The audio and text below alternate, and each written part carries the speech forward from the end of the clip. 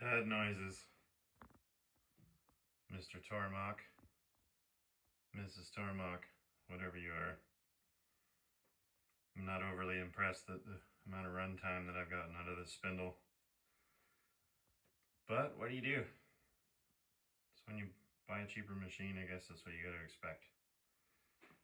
So now I spend $2,600 Canadian on a new spindle cartridge, or a few $100s on bearings, and rebuild it myself without proper torque specs and hope that it stays together.